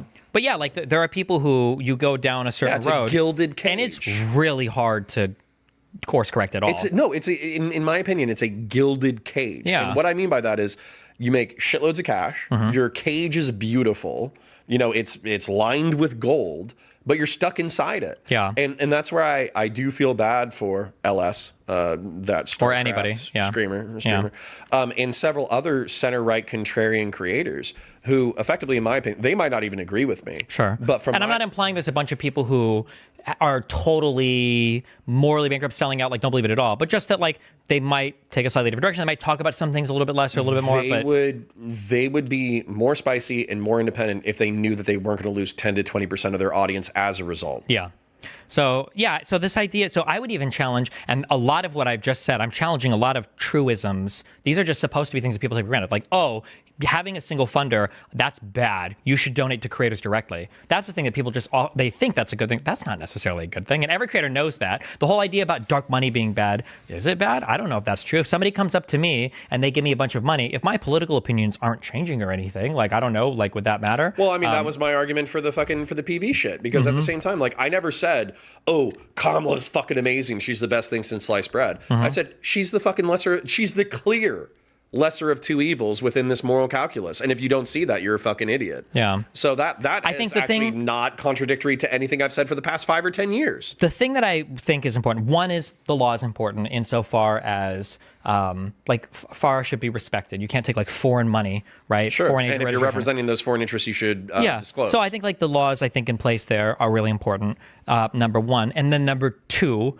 I think if people have highly sus or questionable position changes, then I think that can be looked into. They need to be explained. Yeah. That's my thing. So for instance, like, but wait, let's real quick. Like, let's say I found out tomorrow that Hassan was taking $1 million a month from Qatar or whatever. Well, fuck, they have to disclose that. Let's assume it wasn't. You didn't have to. It was legal to do that. Let's say I found that out. I don't know if that would change much of my commentary at all on him, because all of the arguments are so fucking retarded. It's all so stupid. I would still fight basically the same way. I might point out, oh wow, look at you, you're getting a fat pocket from doing this, but he also gets a pretty penny from shilling for the pro-pally crowd from his audience, right? So it's like, yeah. So there are a lot of truisms that go along with, like, the dark money thing that I would actually, but this is like nobody's thought about these arguments, and they would be really triggered hearing them the first time. Yeah? So my where I apply some degree of latitude is explanations. So for instance, like, if you change your perspective, let's say, I don't know, you're a pro-Russian shill one day and then you switch to Ukraine. Yeah. But you explain how. You're like, my family grew up in Russia. I bought into some of the Putin propaganda. I read Alexander Dugin. I thought he was brilliant. But then I actually started talking to my Ukrainian family, and they explained, like, everything that they were going through as a result of Russia. And I realized, like, actually, you know what? Ukraine is in the right in this. Then I would be like, oh, okay, who gives a shit? Like, you change your mind, but you change your mind off of articulable evidence. Yeah. Whereas if somebody fucking flips on a dime and they have no explanation, then I'm like, oh, what's going on here? Either you realize that this is where your audience was and you did not want to alienate your audience, or you're taking cash from someone and there has to be an explanatory value for a massive shift or contradiction in principle. Yeah. Yeah. And I'm able to articulate all of mine, which is one of the things where I get frustrated, where people are like, hey, you've changed all your principles. And I'm like, name one. Yeah. And then it's like, okay, fine. Like, are we going to be in this world where, like, I want to see all of your income sources then? How does Taylor Lorenz make all her money? I don't fucking know. So why the fuck should they know anything else about anybody else, right? Like, why should anybody know? That's your rabid capitalist coming out, though. What do you mean? Well, where I think that media creators, so for instance, like, if Sagar and Jetty and Crystal Ball, if they were taking shitloads of money from Qatar, I would want to know that, because they have, like, a pretty strong uniparty, Israel bad, slant to their news, while they're still pretending that they're independent. And so if they were taking $100 million from Qatar or $10 million from Qatar, I would want to know if that was a substantive part of their funding, because I would realize that they're catering to that bias. Yeah, that's possible. Their arguments would still be dog shit because they are what they are. But I'm just saying that, like, if we need to know, like, Chorus, like, the fact that these people are funded by Chorus, and it's not enough to know that they're funded by Chorus. We have to know that they're funded by Chorus via the 1630 fund. But it's not enough to know that they're funded by Chorus via the 1630 fund. We have to know who funds the 1630 fund, and then, I guess, who funds the individual. Because, like, again, people are so brainwashed on this dark money thing. You'll reading that Taylor Lorenz article, there's a part where she's like, 4 mega donors gave however much money to this, blah, blah, I blah, blah, think. blah. And they donated mainly to back, it was like anti-abortion, pro-choice, or it was no. Yeah, what's the fucking problem? No, but it wasn't that. It was, she said, like, they donated for pro-choice causes. They donated to fight for this on the ballot and over this, and nobody knows what their interests are. And it's like, motherfucker. Those are the 4 interests. Those are the interests. You just said it. Yeah, what are you talking about? But like, these are like verbatim from the article. It's like, you're literally explaining it in what their interests are. Like, what else? And this is why I'm saying what other nefarious thing they're up to. yeah, and I'm like, what are we talking about here? Dude, this is why I'm saying the concept is so stupid. Because they're like, well, you don't know where that money's coming from. Who the fuck cares? Like, is there, unless the money is like drugged and you like touch it and you're getting hypnotized? Like, what are we talking about here? No, that's actually so funny because that was the same thing with PV. So they're like, oh, down ballot, down ballot. They want to get progressive candidates, and I'm like, okay, but that wasn't my project. My project was the fucking canvassing operations for the general election for Trump. So and by the way, Jamal Bowman I think was the only fucking down ballot thing that PV did, and he got his dick kicked in. So, okay. Yeah. Like, so if we're gonna play this game where you have to see the funding for some of these smaller creators, then fine. Then all of you motherfuckers should start posting tax returns. And if people want to normalize that in this world, man, fuck it, I'm fine with that. We can normalize the fuck out of it. But whatever definition you're using for dark money, Taylor Lorenz absolutely qualifies. Taking money from that media, whatever the fucking group, that is easily dark money under any definition that she would use. So if we're gonna use the dark money definition, then everybody. And you can see, I haven't gone through all this yet, but like, the Young Turks raised a whole bunch of fucking money. I think the Hill They had raised like a whole 4 bunch or of money 5, from some external finance group. Glenn Greenwald raised like fucking $7 million. Like, all these people have relied on external funding for a lot of the media organizations. Not me, by the way. But I'm just saying that, like, if people want to do this, then fine. Then let's all post our 1040s. Like, let's do it if that's what you want to do. But all of what I'm saying, right now I'm playing the game by saying that. Not playing the game. The reality is Taylor Lorenz doesn't give a fuck about any of this shit. They just want to destroy it. That's all they want to do. well, and that's what I was going to say is like the main takeaway that I would want to articulate is that like I too instinctively believe that it's not ultimately about disclosure because if they disclosed it, then they would just move the bar. Exactly. In my opinion. Where's Forrest getting funded? Where's 1630 getting funded? Who are these people? Yeah. What it's really about is it's about creating the narrative and reinforcing the narrative of the uniparty that's bought and sold. I don't know if I'm saying that properly, but I'm tired. But it's bought and paid for by the donor class who holds back the interests of the left. Hold back the interests of the far left. And so as a result, what they're trying to do is they're trying to demoralize liberals from defending liberals so they can get a bigger So they can market capture the share. party and coup the party. That's what they want to do. I think so. Yeah, 100%. And they're not part of the party. That's why I don't like you use that term, crabs in a bucket. They're not crabs in a bucket. They're evil people invading the bucket. And it's not a circular firing squad. It's just a firing squad. These are just people who are enemies to the party, and they want to take over the party. They should go make their own. Tell them to fuck off and make their Who's own. going to fire back? We have to, but this is why I'm saying, and again, I love him, okay, I don't know what he feels about me, but like for Peace Corps, whatever, right? Remember one of the groups we argued about before was the Vanguard? Yeah. Those guys are standing huge on the Taylor Lorenz shit. Sorry. I feel like that Taylor Lorenz tip, that's a testing point. If you're a huge Taylor Lorenz supporter on that article, that's great. Go make your own party. Get the fuck out of it. Don't pretend you're a fucking hold Democrat. on. So what's so funny about that though is the Vanguard boys, and I want them to fucking hear this, okay? They're creators. I don't know if they have like 100K subs or something, but they're big fish for who they are and how recently they started creating content. But they're not very big fish when it comes to Twitch and YouTube politics. They're not big fish anywhere. These guys are dark money recipients who are getting built up by other orgs that they had no part in it initially, just as much as anybody else I have has. no idea where their funding comes from. But the Mom point and dad is, mainly, but go ahead. they were asking. I think it was Wick or somebody. They were like, "Hey, come defend your perspective on like a panel or whatever." And they're like, "Yeah, we'll do it for $8,000 because that's a monthly stipend from a liberal creator." And it's like, go fuck yourself, you pussy. Like, if you can't. If to be you clear, have they didn't all want to this defend energy, it. That's just them avoiding the debate, right? Well, that's what I'm saying. But if you have all this energy and hatred for how the liberals are co-opting the party and undermining the true values of the left, then you should be able to fight that pretty passionately in a public forum. And to not fight it in a public forum feels like cowardice. Kind of. We're playing the game right now. That what you're saying there's playing the game, right? Because they don't actually feel that way. They just want to destroy the Liberal Party. I don't. Oh, well, hold on. No. I do think that they do think that criticizing liberals will get them a larger market share of the Democratic Party, and therefore that is to their political end. Correct, but they're not saying this to make liberals better. It's to coup the party. That's the real thing that's happening. They want to move people further left. Yeah. And I think, I don't like the term further left. They want to convert them from liberals to socialists. It's not like just along the left. They want to make them illiberal, anti-democratic people. And by the way, boys, I'm available whenever you want to call. They'll never take those arguments on, namely because they're fucking retarded, but like also just because there's nothing to be achieved by doing that. What? Well, they're retards. What do you mean? I think that any time, if you want to be the kind of person who has like this aggressive demeanor and talk shit on stream, you won't even like have an argument with somebody. I think that's the ultimate form of fucking pussy. If there were giant dicks floating around outside, they would fuck you because of how much of a pussy you look like when you walk around connecting stuff like that. It's actually so fucking cringe. All right. Well, it is later, and I do need to literally catch a train. So I think, unfortunately, we have to wrap. Okay. Do we get to most stuff? Yeah, we did. So can I summarize for me? Yeah, go for it. Okay. Lollycon's bad. Don't do it. Food shop should repent and become a better person. Damn. Steven shouldn't use her as a weapon, but if he does so, he should do so in a very limited capacity. Steven's in a doxing war. I disavow doxing. It's bad. And then also Taylor Renz and all the lefties are using this ad hit piece as a way to get greater market share in the left wing. That's my summary. Oh, also, CounterPoints 40K, or type in CounterPoints Politics. You'll find my channel where I post my VODs, Monday through Friday, 9:30 a.m. to 2:30 p.m. I'm live either there or Valor Media Network, VALOR, Media Common Spelling Network, Common Spelling. I parasocially love you. Cool.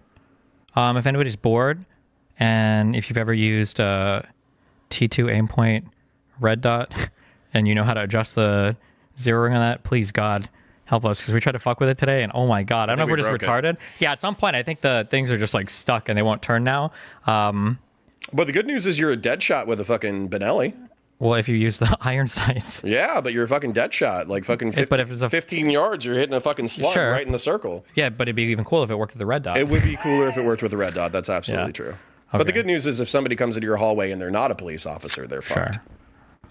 Just dual wield the shotgun and the assault rifle. Yeah. It's a cool gun though, right? It's awesome. It was a really cool gun. My God. Sorry. Yeah. Like I don't even want to. I wish we had like a cooler range where you could just like, because with that shotgun, you can literally like boom, boom, boom, boom, boom, boom. Like it's like, oh my God, it's such a cool shotgun. The guy said that around whatever the big lake is. I forget what it is. Okeechobee. North side of Lake Okeechobee, there's supposed to be an awesome range that we could do three gun stuff and blow up Tannerite. Jesus. Okay. Yeah. But the Benelli, I think the military designation is the 1014. M1014 or something. Yeah, I think so, yeah. But the Benelli M4 shotgun, butter smooth, beautiful action, super fun to shoot. And like I'm a bigger guy, so 12 gauge doesn't mess me up that bad. But like this, I think even like a smaller person could shoot and be very comfortable with. Just due to like recoil mitigation and the gas system and all that kind of stuff. And we were shooting slugs, weren't we? We were shooting slugs. We were shooting high velocity slugs that the range warned us were going to be tough. And it was fucking butter. Yeah, so birdshot or buckshot would be way easier. Nothing. I feel like from my shotgun experience, it's like, if this is like slugs, this is like buckshot and this is birdshot. I feel like slugs are way... They are. Yeah. No, not only are they, but also I feel like the Benelli, out of what I expected for shooting the slug, it was probably 30%, 40% less. Was it good? I'd say 45%, but yeah. Yeah. Okay. Well, I love you. It's been fun. I love you too. Stay out of trouble, dumbass. It's old trouble. What am I supposed to do? Okay, be a better man. Turn the other cheek. Follow the forgiveness cycle. Study Nicomachean ethics. As soon as my opponents do. Okay. You know what they said? What? If they laid down their arms, there would be peace.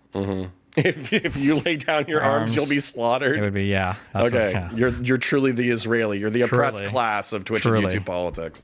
Okay. Well, I love you guys. I'll see you tomorrow. Be careful.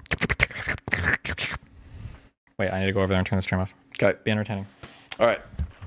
Hi, guys. Come check me out. 9:30 a.m. to 2:30 p.m. Monday through Friday. Right. What? 9:30 a.m.? Yeah, bro. I get up early. I'm the early show. I'm the Monday morning show. Disgusting. Yep. Drink your coffee and tea with me.